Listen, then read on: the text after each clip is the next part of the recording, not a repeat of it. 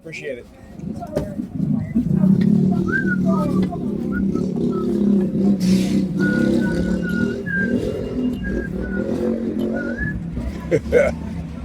This dude got on the bus and he had on some shiny shoes. Look, the American flag field, or what they call the.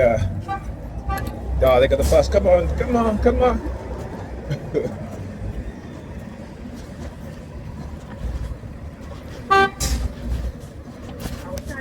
I'm gonna miss the bus.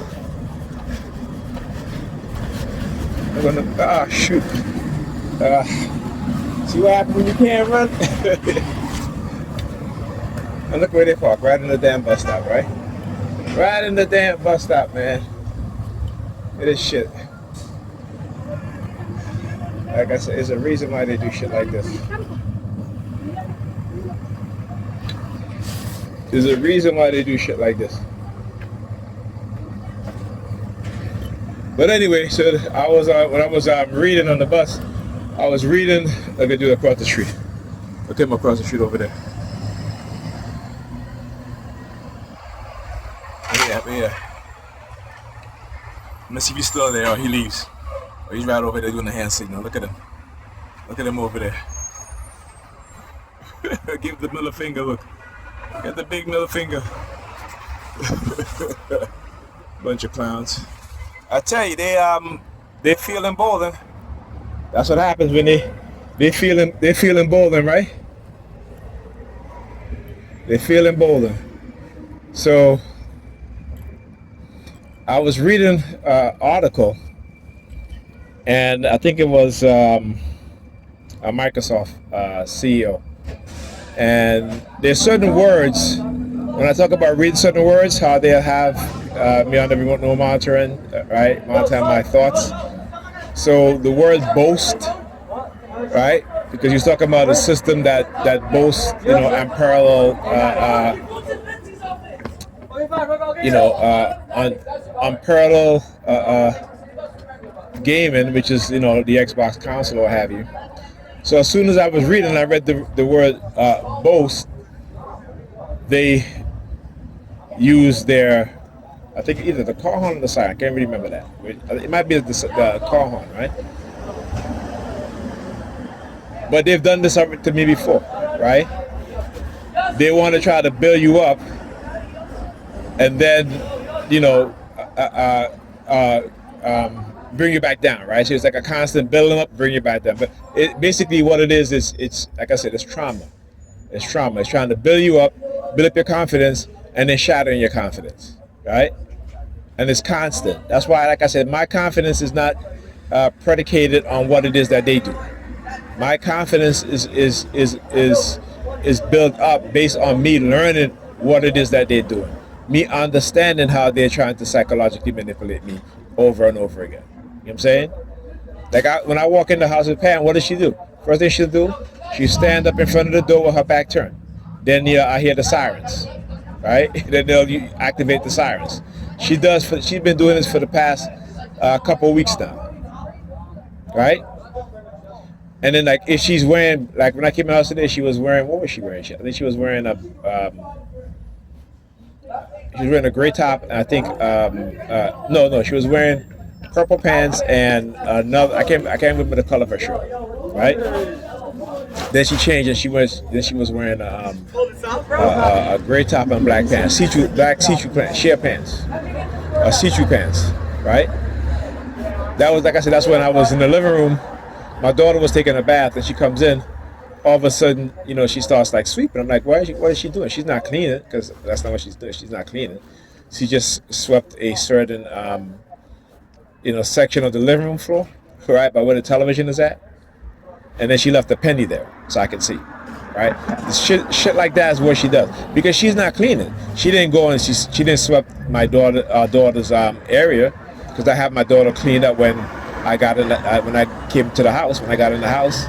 All right, I came in. My daughter had her winter coat on the floor with her chair on her jacket, on her coat. And here's the thing: her mother been in the house. Her mother didn't say, hey, listen, clean up. Hey, listen, move your jacket from there. I had to make her pick it up. And I saw that, she had all these candies in her bed. And I had to make her, again, put those candies away. She literally emptied out all the candy she got on her bed and eat candy out. I said to her, you know what? You're not having any more candy. Go and brush your teeth. Her mother, Pam, would sit there and let her eat all candies all day and not say, hey, listen, stop eating the candy. That's enough. She and this the shit I talk about. Right? This the shit I talk about. Right? Now, did she even, when I said to her, why don't she get up early again and take her to the mall so you can get her eye exam? Or why don't you call the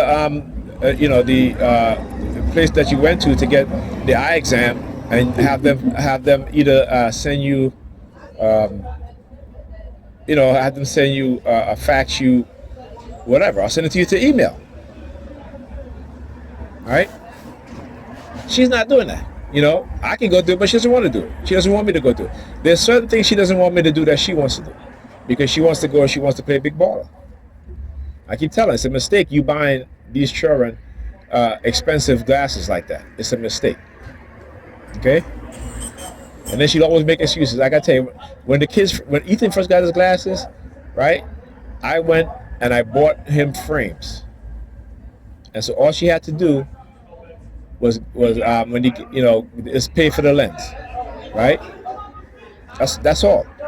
And it ended up costing a hell of a lot less because I ended up paying something like $40 for 2 pairs of the Skechers frames, right? Whereas in the same store in the mall, it was $150 for the exact same frames, right? But she doesn't want to listen. She, like I said, she wants to go spend talk about how she bought her kids glasses and they cost $500 for the glasses, and within 2 months, Ethan already lost his glasses, Alyssa's lost his glasses, the frames are broken. And it's like, I'm like, I said, why? When you can take $60, get those exact same frames, and you can get 3 pairs. So you can get 3 pairs for each. If the glasses is broke, what do you do? Right? You can take it to where they can just pop in the lens into the new frames. Save you some money. So instead of you spending almost over $1,000 for these kids, you just pay for the lens. Right? And the frames, you could buy 3 pairs of frames for $60. These are children. They're going to lose shit. They're going to, and again, I keep telling, I said, you just don't think, but that's the mindset of a lot of these women. They don't think. And some of the men don't think either, right? You know what I'm saying? We all, listen, most people today, particularly most black people, most Negropeans today are what? They're believers. They don't think. They can't think. So when I posted some things earlier today on Facebook, just to make a point, right? You had a woman who left her children at home in the house by themselves for 2 months while she go chase a man. Right? And people think that this shit is like, oh, these things don't happen. They happen all the damn time. Then you had a dude who left his child in the car, right? For what? For a couple of hours. And I'm like, come on. Then another woman left her child to go take a test in the car. Hot car. Okay, again, I don't know why parents do this shit. Particularly, I don't know why the Negropeans do it, right? The dams. I don't know why they do it. It's the summertime. Never leave a child locked in a car. If you have to go take a test, bring your child with you. Let them know, listen, I got a kid. I got the babysitter. Okay? Because somebody's going to walk by and see that you have a child. That child's in the car by himself. And worse, that child might end up dying because when again in the summertime in a hot car, the temperature it is several degrees higher than what it actually is outside. Right? The temperatures can reach over 140 degrees in a car in the summertime. Right? But the dams don't think. You know what I'm saying? The dams don't think. The dams are like, okay, I'm gonna leave my kids for the night. They're young. I'll be back in the morning. They're sleeping. Yeah, but what about your next door neighbor? Your next door neighbor's cooking. She falls asleep, and there's a fire. Then what? they never think about the other possibilities, right? Because they just want to believe, right? They never think about it. And I told Pam this a long time ago because she left the kids in the house again all day, all night. And then they had a fire in one of the apartments. Somebody was cooking and fell asleep and had a fire. The whole hallway was smoke. When I got there, you know, and I said, you can't do this. I'm not saying you can't go out, right? But you going out the whole damn day, leaving these kids by themselves. They're not going to study. They're not going to read nothing. And I have to keep on calling them just to make sure that they're not that they're okay. Because once you start doing that to children at a certain age, they develop what is called abandonment. They feel abandoned. They may not display it at first, but they feel abandoned. That's why when if they're hungry, they'll wait until they're really, really, really, really hungry to go and wake up, because she's telling them don't wake up while she's sleeping, or go make something to eat. But if you're not training the kids to cook for them, like I used to teach Ethan how to cook, how to make breakfast. When I would bake, I would have my daughter with me, Ethan with me, show them how. But again, these things you have to be consistent, right?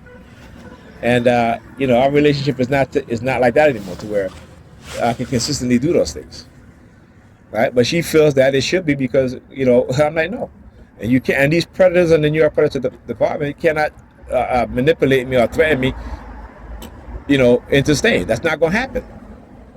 That's not going to happen. So I'm wise to your tricks. It no longer works, right? It doesn't work anymore, right? The confusion part of it no longer works. All right, understand that. So anyway, they're like, oh, well, so I'm boasting. Well, you know what? They boast, so why not? There's nothing wrong with boasting. I'm not hurting anybody. I'm exposing their crimes. So I'm gonna boast about exposing their crime and what it is that they do all day, every day. Right? There you go. Right? You don't hear me say I'm better than this person, better than that person. No, but I will boast about exposing the New York Predator Department, its predator officers, as well as the Sambos and Sambinos, and the Black Church. That's right.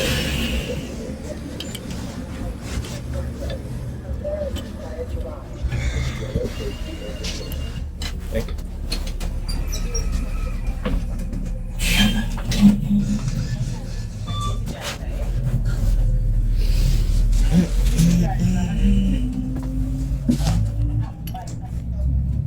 Please exit through the rear door. Next stop, Remsen Avenue and Linden Boulevard. This stop is Remsen Avenue and Linden Boulevard.